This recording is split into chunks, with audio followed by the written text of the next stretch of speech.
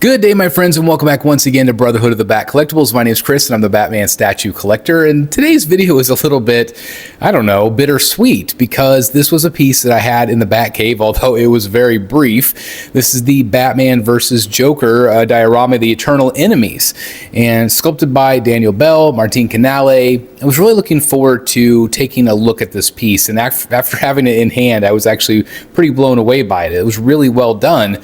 But mine arrived broken, and I opted to not get a replacement because I was a little bit concerned about the overall stability of the piece.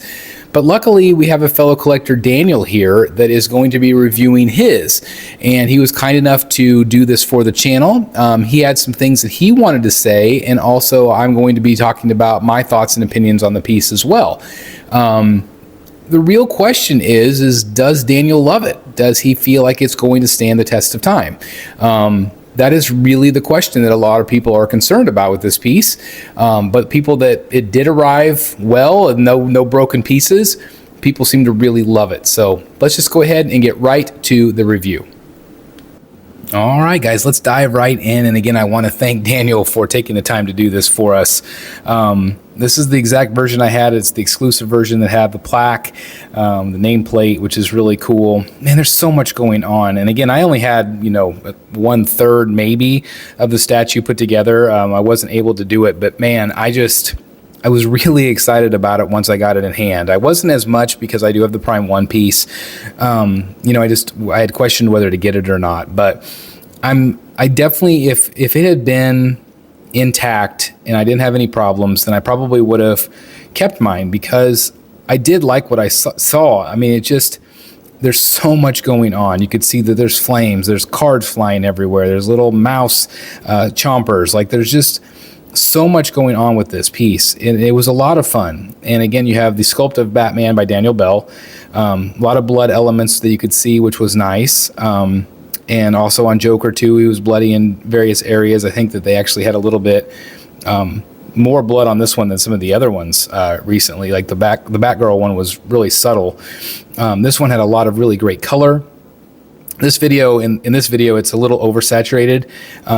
But it was just a lot of color, which was nice. A lot of pop.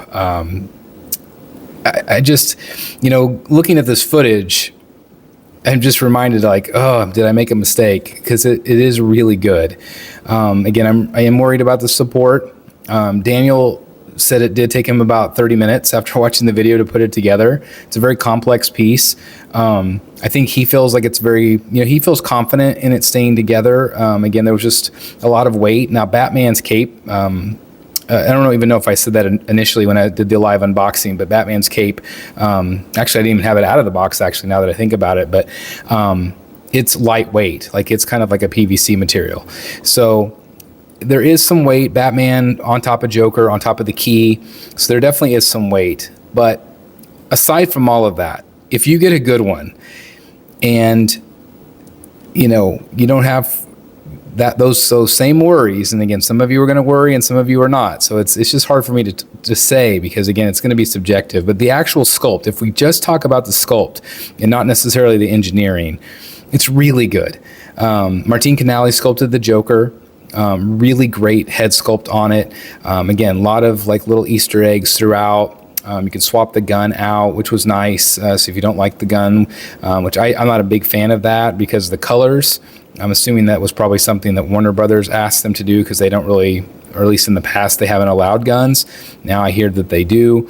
But it's a whimsical, fun piece. Batman, obviously sculpted by Daniel Bell here.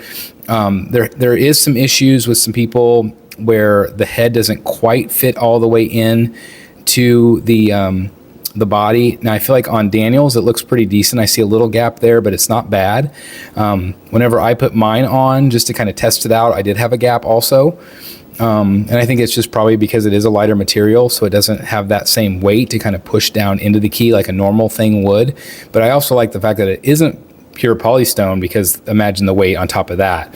So I don't mind capes like that. I think the cape actually looked really good. Obviously has the flame effects. Not everybody loves the flames. It didn't bother me at all in person. I love the way that the cards like stuck in his skin. Like, it was just, there's a lot of really Beautiful thought to this piece, and I tip my hat to the artists and also the Sideshow team, because it is a really great piece. And some people said, well, you know, the better piece is the Prime One. Well, maybe so, but if you don't have the money or you can't get that one, because I think it's probably long sold out at this point, this is a great alternative. And it is a lot cheaper. I mean, it's a lot better price point than the Prime One piece. So I feel like if you couldn't get that one and you don't have the room for it, this is a really great piece. I'm going to say something to JWR. Some of you guys know him from Rogues Gallery Live, Rock and Roll Rankins. He loves his, you know, and it looks great. He's got his between his David Finch pieces. Looks really good. And going back to Daniel, Daniel said that this has become his favorite DC piece in his collection. So that says a lot, right? That says a lot. I had a bad experience, but he had a great one, and a lot of other collectors are having great experiences as well. And I love the name plaque. That's one of the things I miss the most about not getting it back. And who knows, maybe I'll end up having this one down the road. So there you guys have it. I want to turn it back over to you. What do you guys think about this piece? Does it concern you? I know some people have been concerned, but some people are like, it's great, we love it. It's definitely a highlight piece. Like Daniel said, it's a highlight piece in his collection. It's one of his favorites. So that speaks a lot to the piece. Again, for me, it was just one of those things where I wish that they had included a rod in the main part of the base. I just would have felt a little bit better. And if it was there, I probably would have asked for that replacement. But again, I want to tip my hat to Sideshow's customer service. They always do a phenomenal job. I've never had any issues with them. Always top notch. And so thank you to Sideshow for that. So I saved a little bit of money there, and I'll probably put it toward art or something else, or probably another statue, knowing me.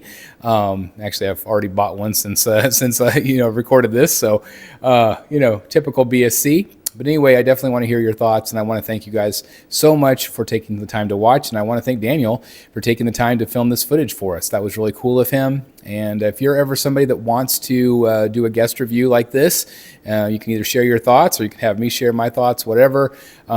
Reach out to me, thebatmanstatuecollector@gmail.com. I would love to feature your footage. It's always kind of fun to, hear other people's perspective and, not just hear mine all the time. So anyway, thank you very much for your continued support. Love you guys. I'll see you soon in the Batcave. Bye, everybody.